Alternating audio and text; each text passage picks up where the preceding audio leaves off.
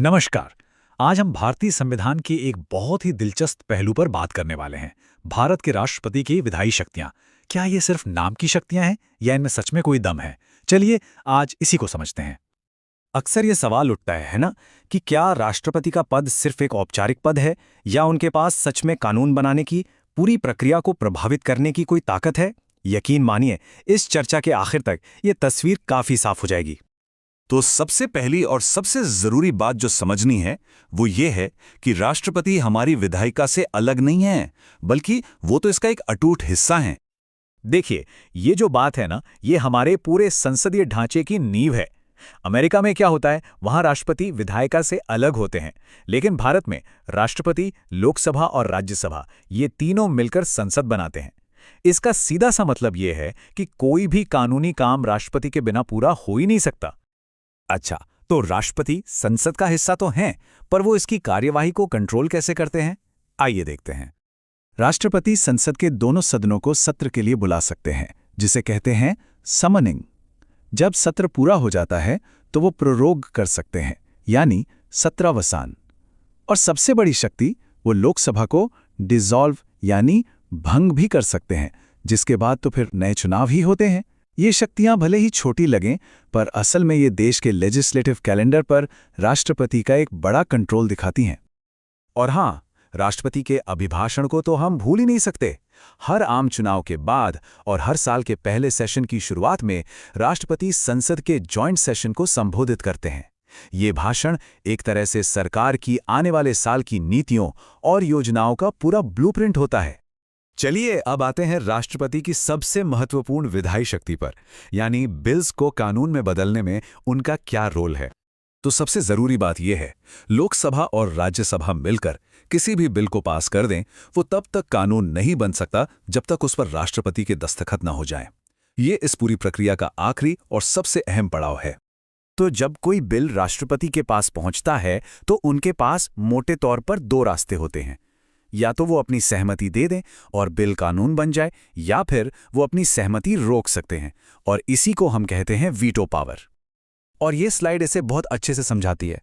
राष्ट्रपति के पास 3 तरह की वीटो शक्तियां हैं। पहला है एब्सोल्यूट वीटो, जिसमें वो बिल पर सहमति देने से साफ इनकार कर देते हैं और बिल वहीं खत्म हो जाता है। दूसरा है सस्पेंसिव वीटो। इसमें वो बिल को एक बार फिर से सोचने के लिए संसद को वापस भेज सकते हैं, लेकिन हाँ, अगर संसद उसे दोबारा पास कर दे तब उन्हें सहमति देनी ही पड़ती है।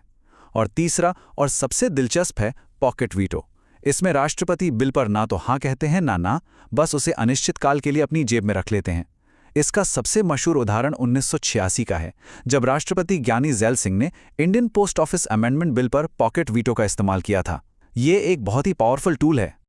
चलिए अब बात करते हैं राष्ट्रपति की सबसे असाधारण विधायी शक्ति की, यानी ऑर्डिनेंस या अध्यादेश जारी करने की शक्ति। जरा सोचिए, देश में कोई इमरजेंसी आ गई है और एक नए कानून की फौरन जरूरत है, लेकिन संसद की बैठक ही नहीं हो रही है। ऐसे में सरकार क्या करेगी? तो इसका जवाब हमें मिलता है संविधान के आर्टिकल 123 में। ये आर्टिकल राष्ट्रपति को अध्यादेश या ऑर्डिनेंस जारी करने की एक अनोखी शक्ति देता है।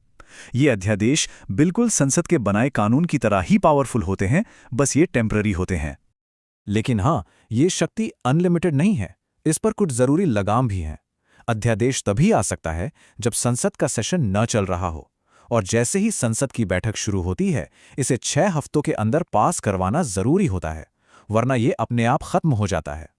तो संविधान का मकसद साफ है कि असली कानून बनाने की शक्ति हमेशा संसद के पास ही रहनी चाहिए। तो इन सभी शक्तियों को मिलाकर देखें तो मतलब क्या निकलता है? हमारे संवैधानिक ढांचे में ये इतनी जरूरी क्यों है?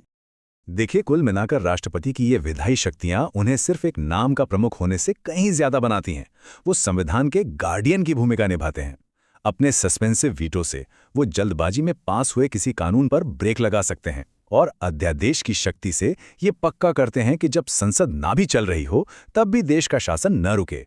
एक तरह से वो लेजिस्लेटिव प्रोसेस में एक सेफ्टी वॉल्व की तरह काम करते हैं। तो वापस उसी सवाल पर आते हैं, क्या राष्ट्रपति सिर्फ एक रबर स्टैंप हैं? जैसा हमने देखा, भले ही वो मंत्रिपरिषद की सलाह पर काम करते हैं, उनके पास ऐसी कई शक्तियां हैं जो कानून बनाने की प्रक्रिया को दिशा देती हैं। वो एक औपचारिक प्रमुख भी हैं और एक संवैधानिक संरक्षक भी। और इन्हीं दोनों भूमिकाओं के बीच का जो संतुलन है वही तो भारतीय लोकतंत्र की खूबसूरती है ना? ये एक दिलचस्प सवाल जिस पर सोचा जा सकता है।